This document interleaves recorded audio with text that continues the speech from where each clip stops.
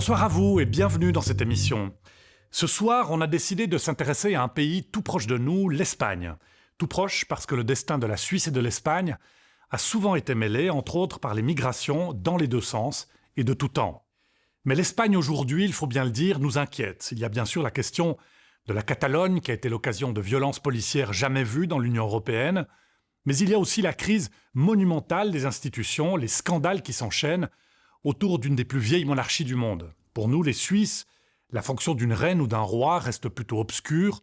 On comprend mal qu'en plus de vivre aux frais du contribuable, les monarques se comportent comme des stars capricieuses et corrompues. C'est dire si le spectacle de la décadence totale de la monarchie espagnole est une énigme. C'est surtout un incroyable roman qui réunit tous les ingrédients d'un polar. Au cœur du récit, le roi Juan Carlos, une personnalité complexe et un parcours affectif chamboulé. Sur son chemin, des faits divers mystérieux et sanglants, du sexe et des maîtresses pour cet homme à femme, et l'argent, une obsession qui va le conduire à sa perte. C'est cette histoire que Roland Rossier et Mauro Losa ont reconstituée grâce à des documents et témoins inédits. Cette histoire folle, qui implique aussi les banquiers privés de Genève, n'avait jamais été racontée en télévision. La voici. ¡Viva el rey! ¡Viva! ¡Viva España! ¡Viva! ¡Viva todo el mundo! La corona, símbolo de la permanencia y unidad de la Juan patria. Carlos de Bourbon. C'est l'histoire d'un roi qui avait tout pour réussir. Chef suprême de l'État espagnol, il était adulé par son peuple. Après 40 ans de règne, son image s'est pourtant ternie. Un safari en Afrique, une amante insoumise et une affaire financière à Genève vont signer sa chute.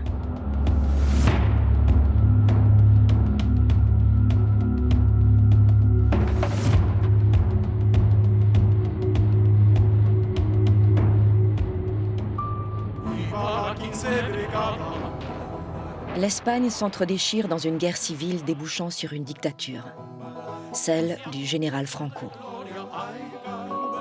En 1938, Juan Carlos se voit le jour à Rome, où sa famille, la branche espagnole de la maison de Bourbon, se trouve en exil.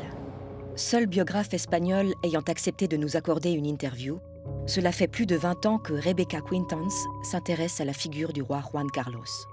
On raconte que la famille de Juan Carlos a dû s'exiler, qu'ils seraient pratiquement nés dans la misère, qu'ils sont partis d'Espagne comme des indigents, les pauvres, et que ce serait cela qui explique cette anxiété de Juan Carlos pour gagner de l'argent. Mais c'est une légende absurde. Ce n'est pas vrai qu'ils aient été dans la misère, car même si la République avait saisi leurs biens, ils leur ont été restitués sous le franquisme. Ils ont retrouvé leur propriété en Espagne, on leur a permis de reprendre leurs bijoux, ils recevaient même une aide mensuelle de l'État pour qu'ils puissent vivre une vie de palais avec des voitures de luxe. Ils ont vécu comme des rois en exil, dans l'opulence et sans être dans le besoin. Après son enfance à Lausanne, le petit prince découvre une autre ville suisse, Fribourg.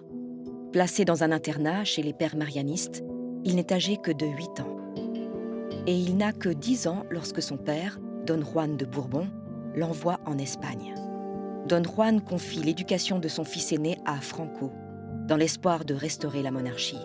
C'est la deuxième fois que le jeune garçon est abandonné par ses parents. Spécialisé dans la psychiatrie familiale, Robert Neuburger livre son analyse. Vous savez, la petite enfance est quand même souvent très déterminant sur le trajet de quelqu'un. Une question que je pose quelquefois à des patients ou des couples que je rencontre, comment avez-vous appris à aimer? Alors, il y a une catégorie de gens, et je pense que Juan Carlos en fait partie, que j'appelle les mal-aimés.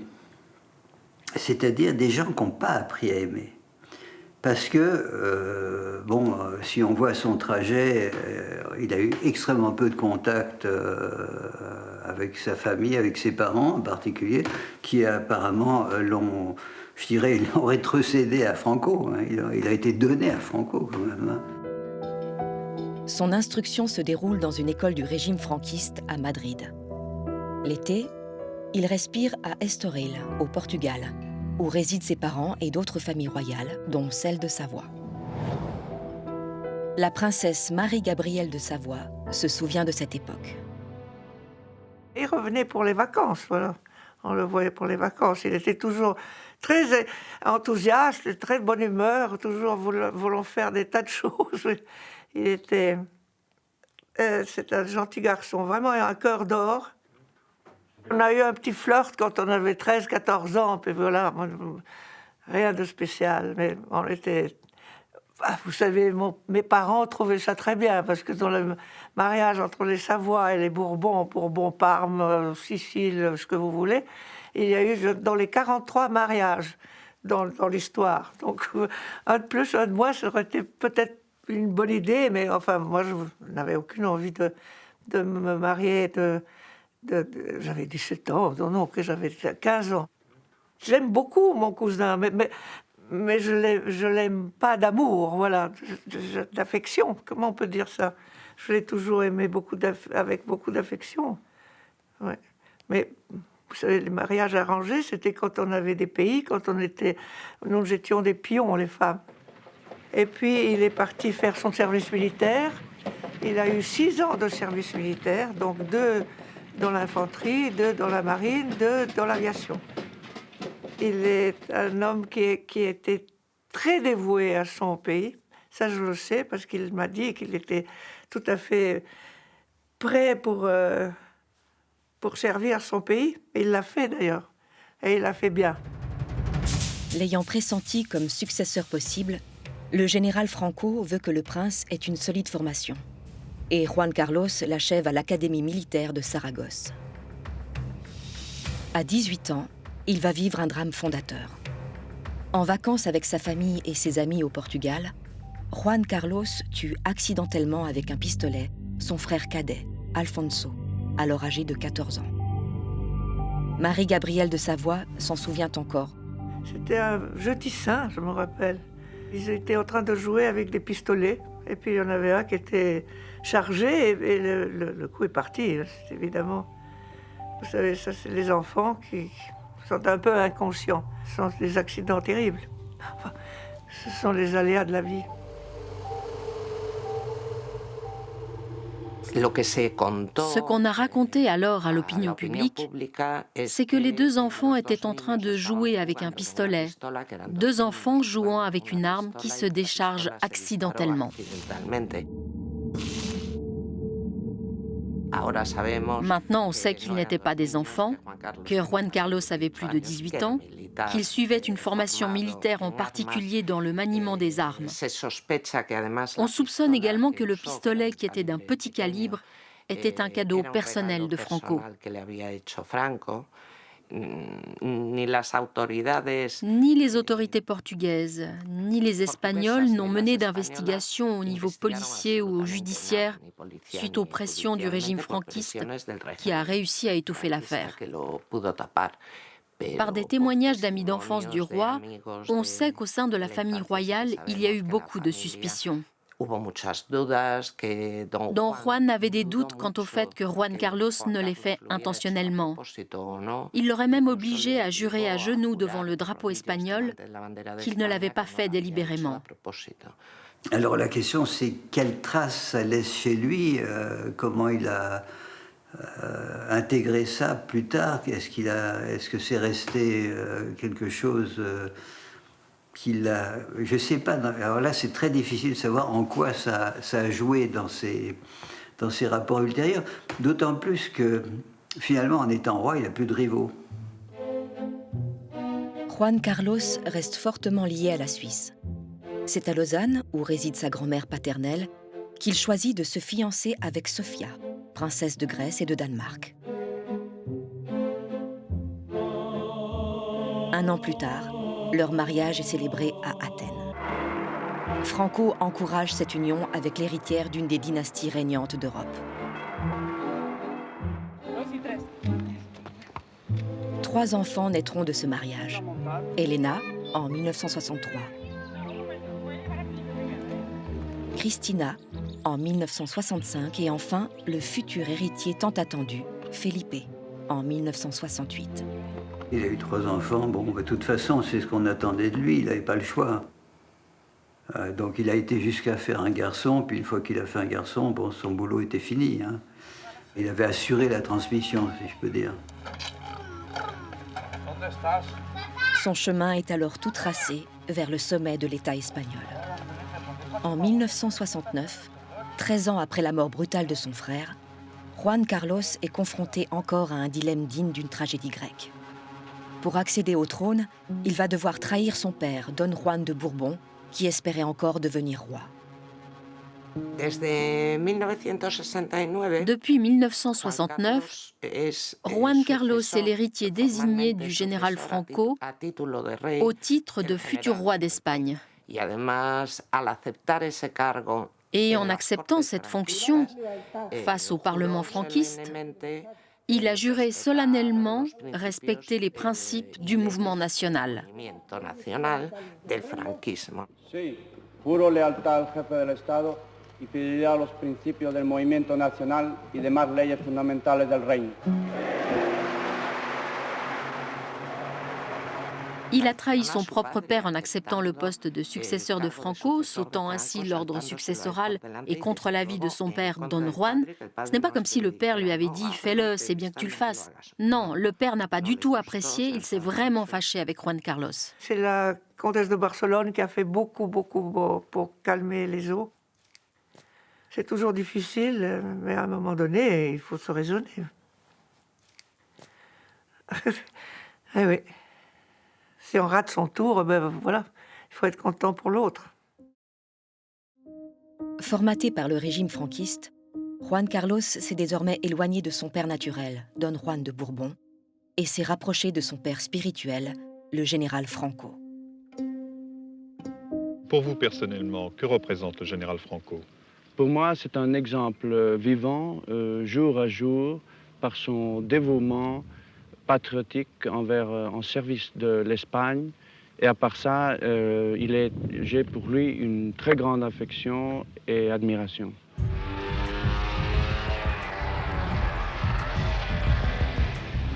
Juan Carlos s'adonne à ses loisirs préférés. Mais une grande partie des Espagnols souffrent encore des blessures de la guerre civile. Beaucoup d'entre eux doivent encore s'exiler pour des motifs politiques ou économiques.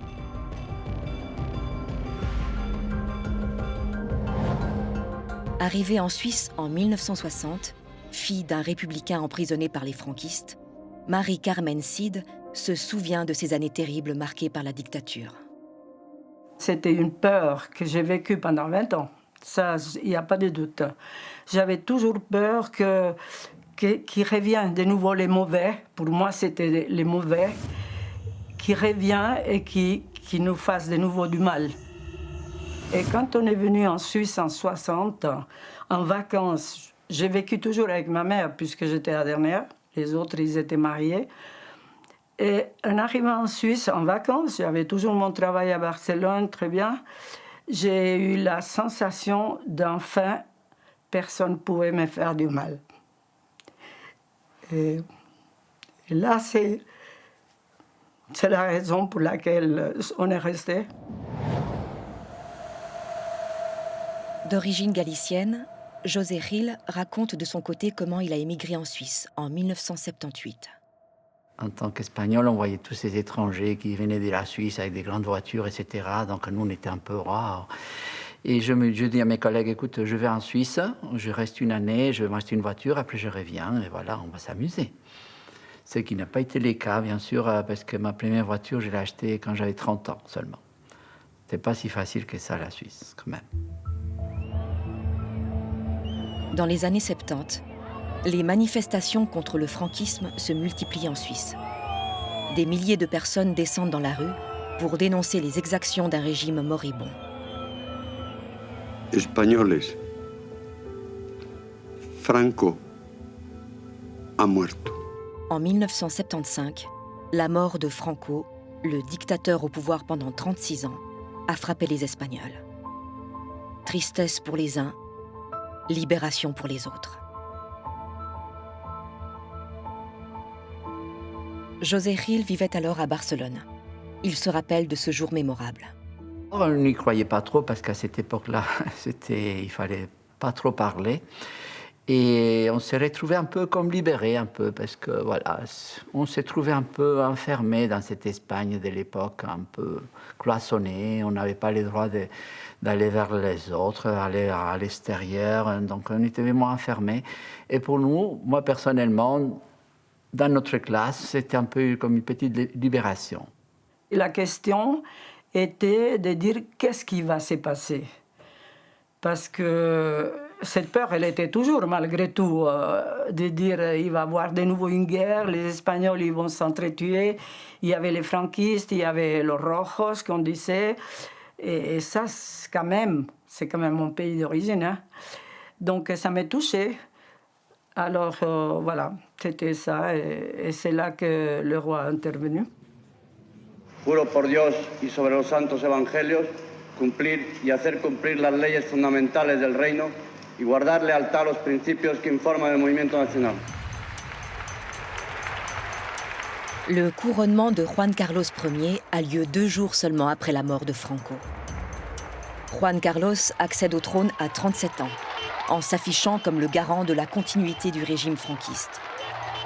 Sa jeunesse et sa modernité séduisent pourtant les Espagnols, qui espèrent que leur pays ressemblera à son image.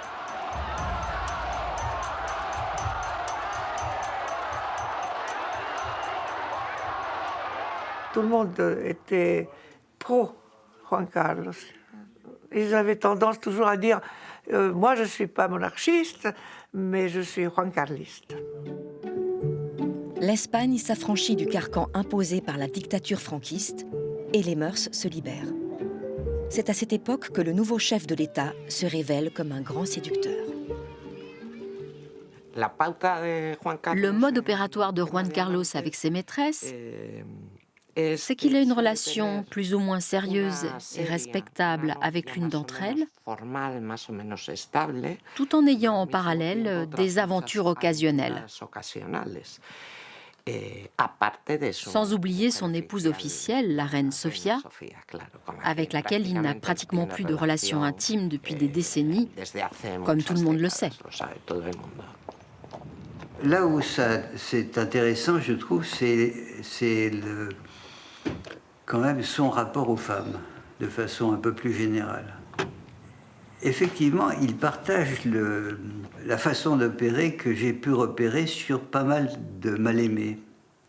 C'est-à-dire cette espèce de soif d'être aimé, mais d'incapacité d'aimer. C'est quelqu'un qui, à mon avis, était incapable d'aimer une femme. Le secrétaire de la Maison royale d'Espagne, qui était aussi son secrétaire personnel, Sabino Fernández Campos, a raconté que lorsque le roi voyait de belles filles passer à la TV, une présentatrice, une chanteuse ou une danseuse, il demandait qu'on les lui amène à la Zarzuela, la résidence royale, presque comme un seigneur féodal, réclamant son droit de cuissage.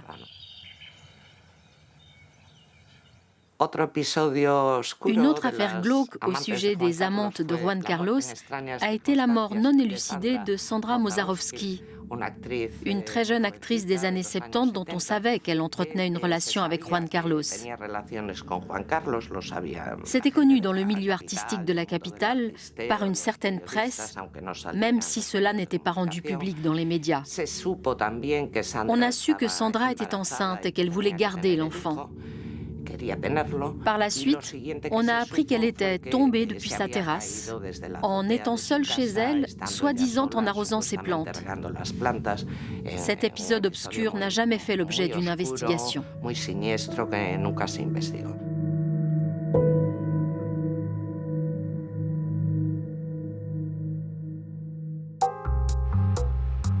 Côté affaires, Juan Carlos saisit rapidement l'importance de nouer d'étroites relations avec les pays arabes, à une époque où les crises pétrolières malmènent l'économie.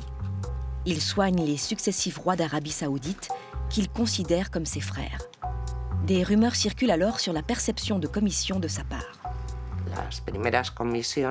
Il semblerait que les premières commissions apparaissent, à moins qu'il y en ait eu d'autres avant dont on ne sait rien, pour sa médiation dans l'achat de pétrole en 1973. Par ce biais, l'Espagne a pu être approvisionnée par l'Arabie saoudite en pleine crise du pétrole. Certains parlent d'$1 et d'autres de $3 par baril. Et cela n'a fait qu'augmenter le prix du pétrole pour le citoyen espagnol, car la Maison royale percevait une partie du surcoût de ce produit. Chef de la diplomatie espagnole et ancien ambassadeur auprès de l'ONU, Inocencio Arias a accompagné le roi Juan Carlos dans une quarantaine de pays. Il se souvient des relations étroites entre le monarque et les pays producteurs d'or noir.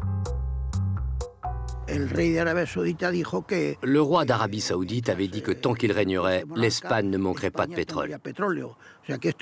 Mis à part son amitié personnelle avec lui, notre roi a réalisé alors que le monarque saoudien avait fait quelque chose d'important, non seulement pour lui, mais pour l'Espagne. Le roi est toujours soucieux de l'avenir de l'Espagne. Sa préoccupation, c'est l'Espagne. Que l'Espagne aille de l'avant.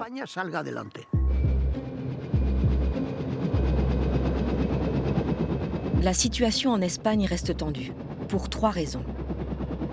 Une armée toujours nostalgique du franquisme, un parti communiste légalisé désirant peser dans le nouvel échiquier politique, et une organisation terroriste basque, l'ETA, qui multiplie les attentats. Face à ce cocktail explosif, des putschistes préparent en coulisses un coup d'État militaire.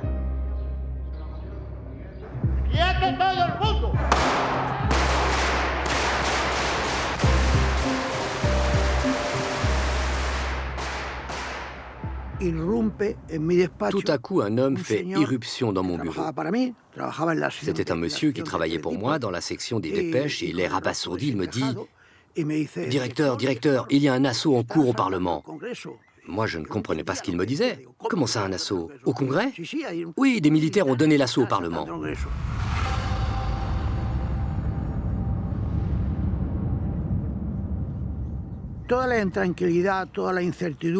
Toute cette incertitude et cette nervosité ont disparu vers minuit et demi quand le roi est apparu en uniforme du chef de l'armée à la télévision espagnole et a fait comprendre que tout cela devait se terminer, qu'en fait c'était terminé et que l'Espagne voulait retrouver une vie législative et démocratique normale. Que he ordenado a las autoridades civiles y a la Junta de Jefes de Estado Mayor que tomen todas las medidas necesarias para mantener el orden constitucional. Juan Carlos, dès lors considéré officiellement comme le sauveur de la démocratie, vit une véritable idylle avec un peuple espagnol reprenant goût à la liberté. Il acquiert ainsi une stature internationale. Je trouve qu'il a très bien fait son rôle, parce qu'il y a eu un déséquilibre total, militaire et tout. Et là, de nouveau, une peur de dire, tiens, ça recommence, on finit jamais. Alors que là, il y a eu un esprit et une sérénité pour parler aux Espagnols. Il faut dire qu'il avait beaucoup de militaires en sa faveur, ce qui a rassuré le peuple que c'était très important. En l'absence d'une déclassification des archives de l'époque, le rôle exact joué par Juan Carlos dans ce coup d'État avorté reste à définir. Le roi d'Espagne est au sommet de sa gloire. On le voit partout. Mondial de foot, Jeux olympiques de Barcelone. Adulé par une majorité d'Espagnols, Juan Carlos est alors intouchable. Protégé par une constitution espagnole lui garantissant l'impunité, rien ne semble alors lui résister. Il s'est constitué aussi un sentiment d'exister au travers des multiples relations qu'il a eues avec des femmes, également avec ce pouvoir au fond, qui s'est octroyé sur les animaux. Tuer un animal, vous voyez, tuer, il y a une jouissance de tuer. Parce que c'est une prise de pouvoir sur la vie de l'autre. Suivant la tradition des Bourbons, Juan Carlos affectionne la chasse depuis toujours. En 1998, lors d'un voyage dans le Caucase, il ne boude pas son plaisir lorsque Nursultan Nazarbayev, le maître autocratique du Kazakhstan, lui offre une extraordinaire parure composée de peau de léopard des neiges, l'une des espèces les plus menacées au monde. Ancien maire d'Almaty, capitale économique du Kazakhstan, l'opposant politique Viktor Krapounov a rencontré dans son pays en 2002 le roi d'Espagne, venu en voyage privé pour chasser. Il lui fait visiter la région, lui offre un sabre et il est présent à l'aéroport lorsque le monarque s'apprête à repartir. Il raconte alors ce qu'il a vu. À l'époque, une de mes fonctions était d'accueillir des monarques ou des présidents lors de leur arrivée à Almaty et de raccompagner ces autres VIP également lors de leur départ. Normalement, j'arrive à l'avance à l'aéroport pour m'assurer que tout est en ordre. Et ce jour-là, j'ai vu en arrivant à l'aéroport l'avion de Juan Carlos stationné à côté de la salle VIP. Ils étaient en train d'embarquer dans la soute toute une série de trophées de chasse. Des têtes de mouflons avec leurs cornes en spirale, des sangliers sauvages et plein d'oiseaux.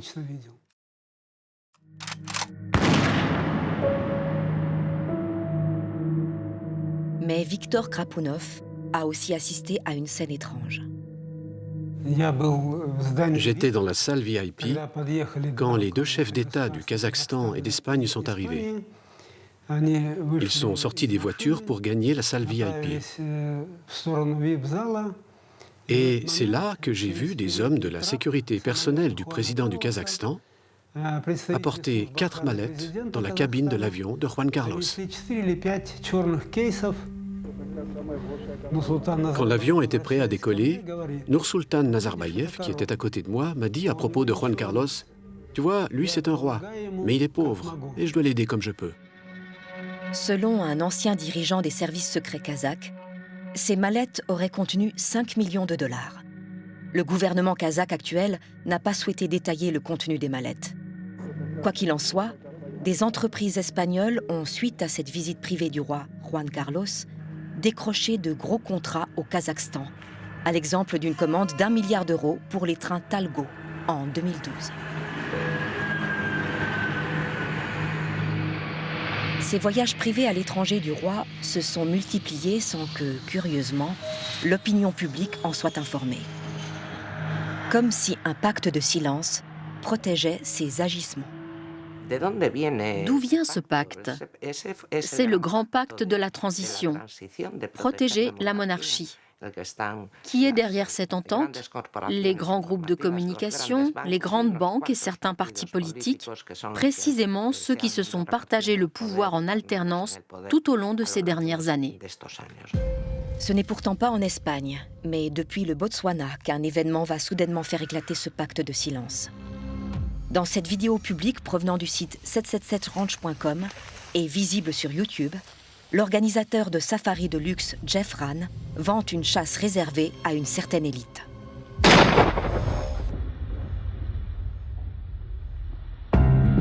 C'est au cours d'une chasse similaire que Juan Carlos abat un autre éléphant. Cette photo fait le tour du monde. Le scandale éclate, faisant les manchettes de la presse mondiale. Ancien ministre de la Défense et président du Parlement, José Bono a eu des contacts pratiquement quotidiens avec le roi. Il se souvient de cette chasse à l'éléphant. Je vais vous raconter ce qui m'est arrivé cette nuit-là. Ma fille, âgée de 11 ans à cette époque, qui m'avait souvent entendu parler du roi, m'a demandé « Papa, dis-moi que ce n'est pas vrai que le roi a tué un éléphant. » Et à ce moment-là, quand j'ai dû lui répondre que c'était vrai, j'ai réalisé que d'avoir tué cet éléphant allait causer au roi beaucoup plus de problèmes que ce qu'il aurait pu imaginer quand il est parti chasser. La contestation gagne la rue dans une Espagne touchée par la crise économique. Mais cette affaire révèle aussi la présence d'une femme, Corinna zu Sein-Wittgenstein, dont l'image inonde les réseaux sociaux. Divorcée en 2004 d'un prince allemand, elle rencontre cette année-là le roi Juan Carlos au cours d'une partie de chasse et devient son amante. L'apparition médiatique de cette femme choque l'opinion publique et entame profondément l'image du roi. Là, il n'a pas été correct ni avec sa famille, ni avec quand même son peuple, ça c'est clair. Et ça diminuait un peu dans l'estime, hein. C'est pas très joli. Ancien directeur adjoint du quotidien El Mundo, Eduardo Inda a créé en 2015 OK Diario. Ce média digital est à la pointe dans le domaine des enquêtes sensibles sur la monarchie, et en particulier sur l'affaire de la chasse au Botswana. Comment est-ce qu'on a su qu'il était en train de chasser des éléphants et qu'il était avec Corina? Parce qu'il était en pleine savane, dans une cabane, un lodge de luxe.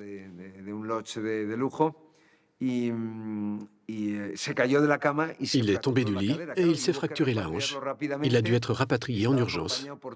Il était accompagné par 3 ou 4 gardes du corps, mais ne disposait pas de l'infrastructure officielle qui entoure habituellement le chef de l'État, le roi d'Espagne. On a dû le ramener en Espagne.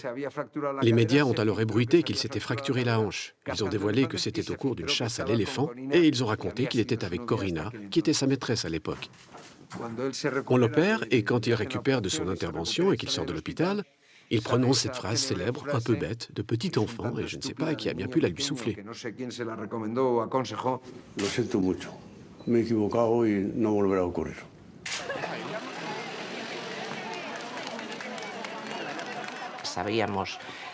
On savait déjà depuis longtemps qu'il chassait des éléphants et qu'il avait participé à de nombreuses parties de chasse. Même le soi-disant scandale d'être accompagné par son amante avait des précédents, d'autres affaires antérieures. Mais Botswana et l'éléphant du Botswana ont réussi à briser le silence des médias les plus conservateurs et la nouvelle a fait la une des revues et des journaux télévisés des grandes chaînes de télévision. Ignacio Sembrero est un journaliste espagnol spécialisé dans les enquêtes politiques. 2012, c'est vraiment l'année du tournant, c'est l'omerta, la loi du silence que s'est imposée d'abord la classe politique et ensuite la grande presse de Madrid et de Barcelone se rompt avec ce voyage du roi avec Corina Larsen et son fils au Botswana. Corina et Juan Carlos partagent une passion commune pour la chasse. Quand elle rencontre le roi d'Espagne, elle travaille pour Boss & Co, plus ancien armurier de Londres, et organise des safaris VIP. Je pense que cette femme lui a résisté. Et là ça l'a coincé. C'est comme un gibier qui lui échappe.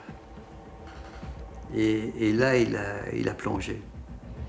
En novembre 2020, accompagné par Manuel Cerdán, chef de la cellule enquête de OK Diario, Eduardo Inda réalise à Londres une interview exclusive de Corina Zusain-Wittgenstein, visible sur leur site public. Des extraits nous ont été accordés. Le safari au Botswana n'a pas été rendu public d'une manière classique. Normalement, un paparazzi vole une photo ou quelqu'un commet une indiscrétion. Puis, soudainement, la nouvelle est reprise par tous les médias.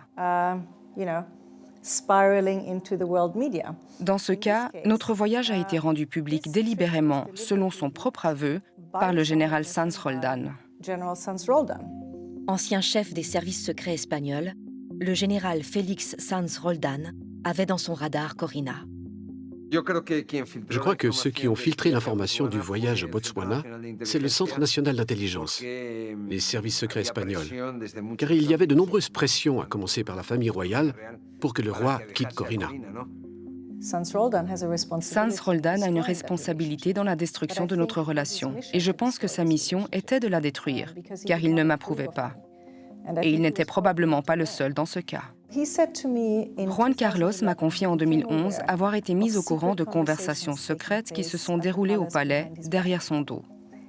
Il a clairement identifié que la reine Sofia était impatiente de voir son fils Felipe accéder au trône, car elle avait beaucoup plus d'influence sur son fils que sur son mari. Voilà exactement ce qu'il m'a dit. Je suis convaincue qu'il a été victime d'un complot pour le pousser à abdiquer.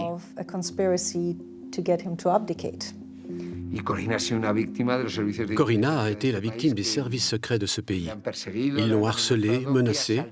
Ils ont même cambriolé son appartement de Monaco qu'ils ont fouillé pendant 5 jours pour chercher des dossiers et les détruire. Et ils ont laissé l'appartement sans dessus-dessous.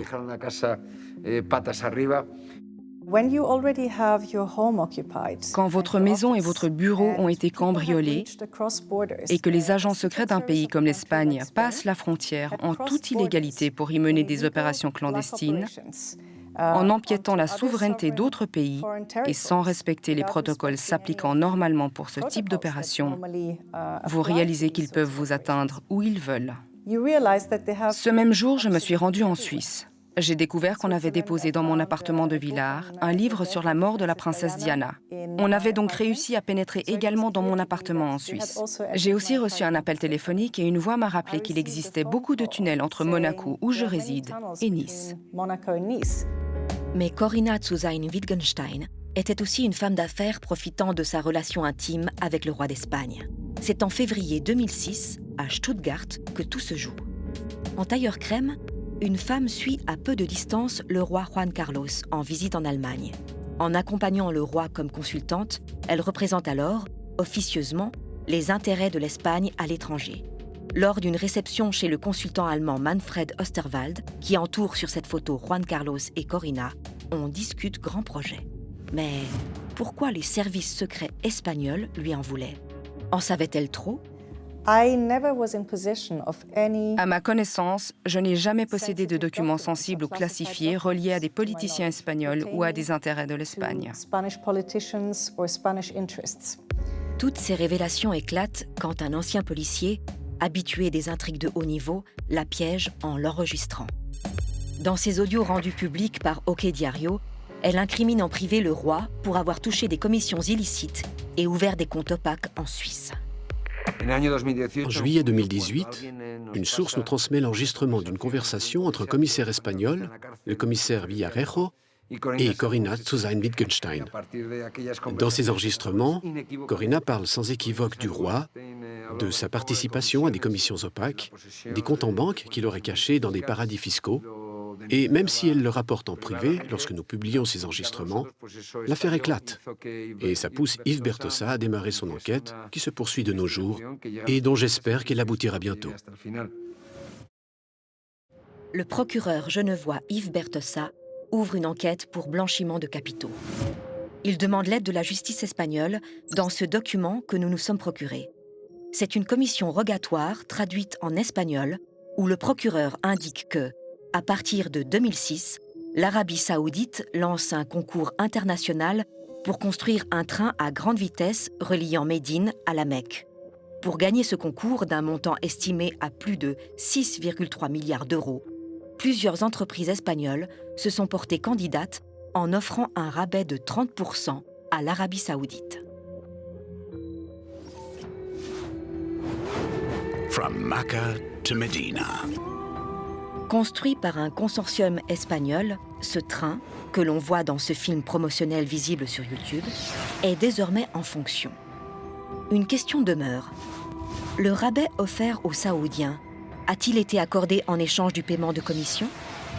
Yves Bertossa étoffe son enquête en se basant sur les déclarations de Corinna Zusain-Wittgenstein, affirmant que Juan Carlos avait perçu des commissions illégales liées à des contrats publics obtenus par des entreprises espagnoles et que l'ancien roi d'Espagne aurait réclamé le paiement d'une commission illicite d'un montant de 80 à 100 millions d'euros pour sa participation à l'adjudication à un consortium d'entreprises espagnoles chargé de construire la ligne reliant Médine à la Mecque. Le roi aurait aussi caché une partie de ses fonds dans des comptes bancaires à Genève, au nom d'hommes de paille, parmi lesquels un avocat et un gérant de fortune. Un versement intrigue le procureur Bertossa. 65 millions d'euros, l'équivalent de 100 millions de dollars, virés par l'Arabie saoudite. Le roi affirme qu'il s'agit d'une donation.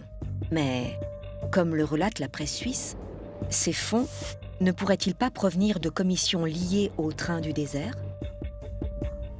Sachant que dans ce pays, les gros travaux ne sont possibles qu'après la bénédiction des monarques saoudiens, le roi d'Espagne avait préparé un voyage à Riyad, où il avait notamment retrouvé une femme d'affaires opérant dans la sphère saoudienne, l'Iranienne Chapari Zanganeh. Qui est Chapari Zanganeh? C'est une intermédiaire iranienne de haut niveau, très connue dans les milieux financiers internationaux, recommandée comme par hasard par Juan Carlos, et c'est elle qui touche la presque totalité des plus de 200 millions d'euros qui ont été payés en commission dans le cadre de l'octroi du contrat de construction du train de haute vitesse La Mecque-Médine à des entreprises espagnoles. Dans l'enregistrement qui a déclenché l'enquête du procureur Bertossa, Corinna Zusain-Wittgenstein dit que le roi Juan Carlos avait réclamé sa part dans cette affaire. So the king said, "What about my commission? I made the train deal. I spoke to my friend, my brother in Saudi." Depuis, elle affirme publiquement ne pas reconnaître sa voix dans ces bandes-sons enregistrées à son insu. Selon les médias espagnols, l'auteur présumé de ces audios, le commissaire Villarejo, aurait été piloté par les services secrets espagnols afin d'établir ce que savait Corinna sur ses affaires d'État. Et qu'en est-il de ces 65 millions ? Yves Bertossa a découvert que le roi Juan Carlos s'est mis en contact avec l'avocat et le gérant de fortune genevois pour qu'ils créent un montage financier afin de recevoir une donation de la part du monarque saoudien. En 2008, les deux hommes de paille créent au Panama la fondation Luqum, au nom de Juan Carlos. Le roi d'Arabie saoudite transfère 65 millions d'euros sur le compte de la fondation Luqum à la banque Mirabeau. En 2012, Juan Carlos transfère une partie des fonds à Corinna. L'argent passe de Genève à Nassau aux Bahamas, à la banque Gonnet, qui n'a pas souhaité clarifier son rôle. Entre 2016 et 2017, après des achats immobiliers, Corinna vire l'argent restant, 42 millions de dollars, dans une banque américaine. En décembre 2018, l'avocat et le gérant de fortune, la banque Mirabeau, ainsi que Corinna Zusain-Wittgenstein sont prévenus, c'est-à-dire soupçonnés de blanchiment aggravé. En cas de jugement, ils risquent jusqu'à 5 ans de prison. En l'état de l'enquête, tous bénéficient de la présomption d'innocence. Aucun des prévenus genevois, via leurs avocats respectifs, n'ont souhaité s'exprimer. Pour des raisons légales, nous avons choisi de ne pas divulguer les noms de l'avocat et du gérant de fortune, leurs défenseurs n'hésitant pas à brandir des menaces. Quant à la banque Mirabeau, elle indique avoir agi conformément aux droits et à ses devoirs. Maître Vincent Jeanneret, avocat et expert en matière bancaire, donne son point de vue. Moi, je ne peux pas en particulier m'exprimer sur la procédure en cours. Ce que je peux vous dire, c'est qu'une banque qui accepte de l'argent vérifie son origine, les circonstances dans lesquelles cet argent lui est remis, et ne l'accepte qu'après un certain nombre de vérifications. Tout dépend effectivement de l'avis que se fait la banque sur le régime en place à l'étranger, mais à partir du moment où il émane d'une autorité valablement constituée et constituée au regard du droit international public, il n'y a pas d'interrogation spécifique à avoir. Le pays que vous citez ne fait pas partie des pays mis à banc de la communauté internationale ou qui fassent l'objet d'un embargo ou d'une mesure décrétée par le Conseil fédéral à son endroit. Donc je ne vois pas qu'à partir du moment où de l'argent vienne du ministère des Finances, on puisse avoir un problème quant à la licéité à l'origine de l'argent. Lors de son interview à OK Diario, dans un extrait visible sur leur site que l'on reproduit avec leur accord, Corinna Zusain-Wittgenstein donne sa version des faits. Ces 65 millions étaient un cadeau qu'il avait reçu de l'ancien roi Abdallah d'Arabie saoudite en 2008. Nous savons que les familles royales espagnoles et saoudiennes ont noué des liens étroits d'amitié. Quand Juan Carlos était très malade, en 2011, il a commencé à me parler de sa volonté testamentaire. Il voulait offrir un certain nombre de choses à mon fils. Il était préoccupé que sa famille ne respecte pas sa volonté s'il la consignait dans un testament classique. Il a voulu donc nous faire un don. Je n'ai jamais cherché à comprendre. Je n'ai jamais discuté avec lui du montant. Vous devez comprendre que je ne lui ai jamais demandé quoi que ce soit. Tout cela relevait de son désir personnel et on ne peut pas discuter avec un homme sur ce qu'il veut vous donner. J'ai reçu cette somme très élevée. C'était un cadeau extrêmement généreux. Pour moi, cela a été une grande surprise. Mais ces 65 millions versés par les Saoudiens à Juan Carlos en 2008, puis reversés à Corinna en 2012, cadeau, ou, comme le relate la presse internationale, commission opaque liée à ce contrat du train du désert. Le procureur Bertossa doit encore le démontrer.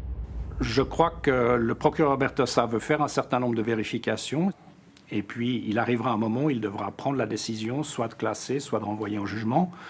J'ai le sentiment que pour l'instant, il doit surmonter ces deux obstacles assez difficiles, qui sont d'une part la démonstration d'un crime préalable et d'autre part de savoir quel type d'infraction il peut reprocher concrètement dans le cas d'espèce. C'est vrai, l'histoire des 100 millions, ça fait beaucoup. Pour un roi de l'Arabie saoudite qui s'achète, par exemple, un joueur de foot 200 millions, 300 millions, c'est rien du tout. Vraiment, c'est rien. C'est vrai qu'il aurait dû les déclarer, ça c'est une bonne chose, mais je dois dire qu'à l'époque, tous les gens qui gagnaient beaucoup d'argent, c'est une espèce de chose naturelle d'essayer de cacher l'argent, à tous les niveaux. Mis sous pression par tous ces scandales, le roi abdique en 2014. Son fils Felipe lui succède et, suite à l'affaire saoudienne, finit par renoncer à l'héritage de son père. Mais la colère gronde contre une monarchie que le rappeur Pablo Hasél estime héritée de la dictature de Franco, comme sur cette image qui illustre son clip.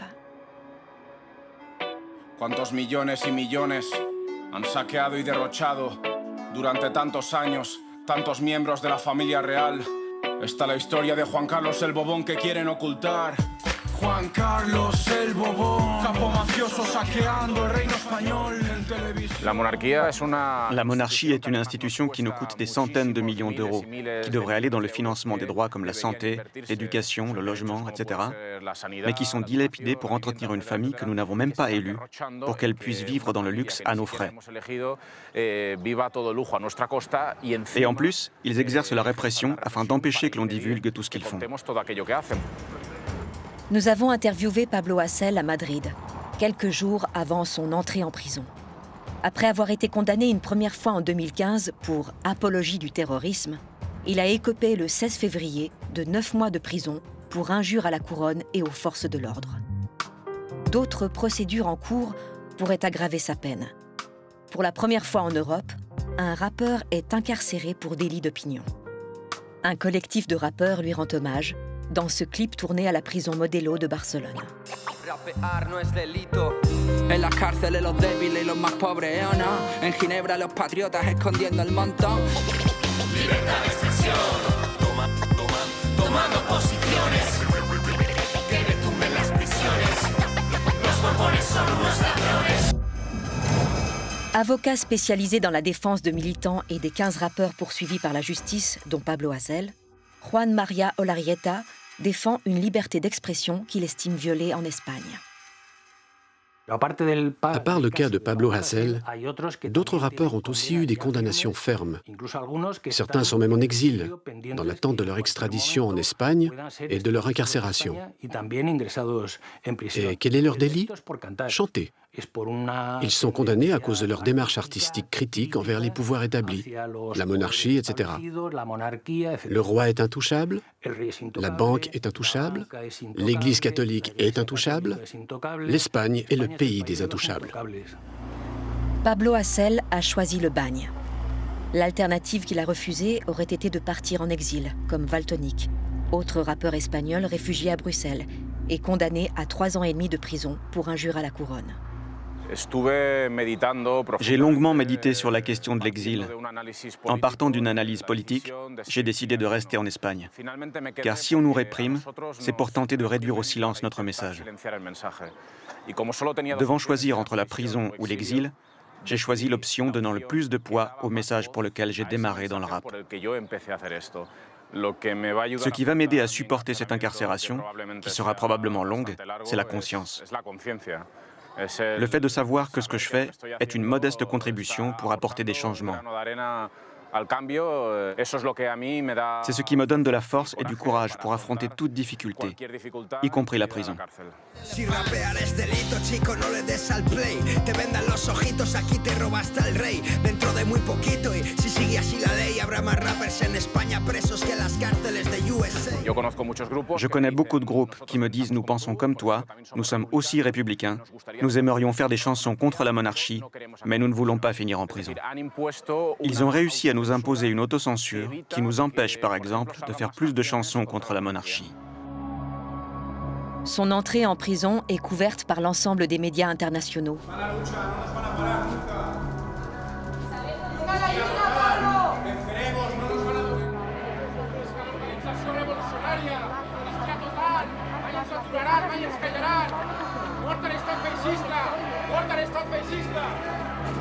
Des émeutes éclatent dans les principales villes d'Espagne. «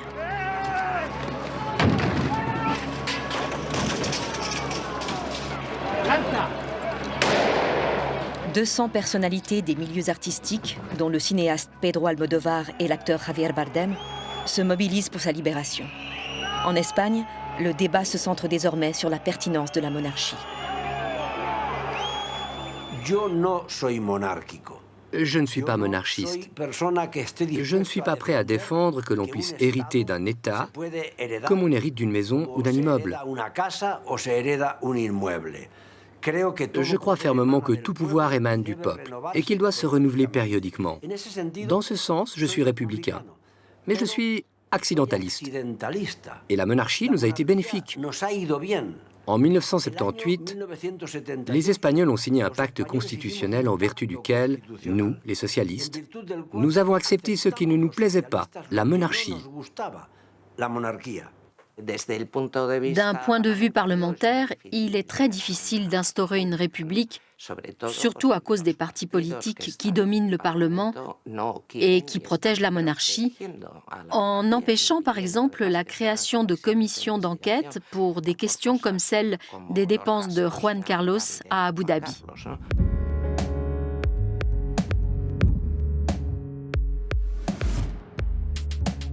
Exilé depuis août 2020 à Abu Dhabi, le roi y vivrait désormais dans une somptueuse villa après avoir été logé dans le palace le plus luxueux de l'Émirat.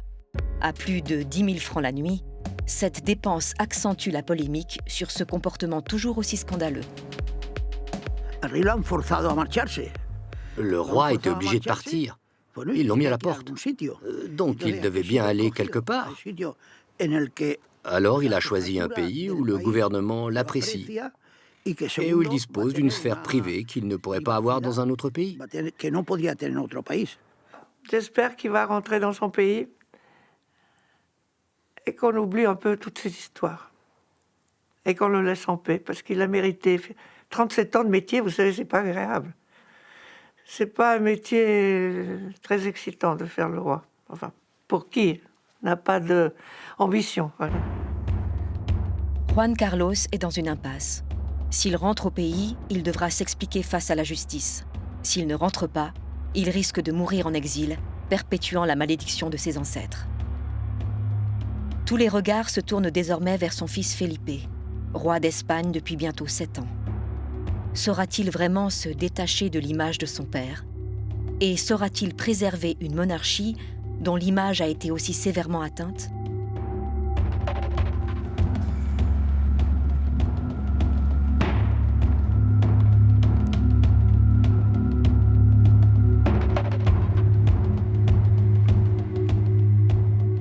Fidèle à sa règle d'objectivité, Temps Présent a bien sûr sollicité en vain une interview avec le roi Juan Carlos lui-même via le service de presse du Palais Royal. Nous avons également essuyé un refus de son avocat, des 2 procureurs espagnols en charge du dossier, ainsi que du procureur genevois, Yves Bertossa. Belle soirée et belle semaine, continuez à bien prendre soin de vous et à bientôt. Se faire expulser de son appartement, se retrouver sans toit, on pense que ça n'arrive qu'aux autres. C'est pourtant ce qui arrive chaque année à des centaines de romans. Le processus peut être très rapide, un seul loyer de retard et la machine s'emballe. Une fois la résiliation de bail prononcée, le locataire est à la merci du bailleur, même s'il rattrape ses arriérés. Le Covid a précarisé de nombreuses personnes en Suisse et aggravé la situation.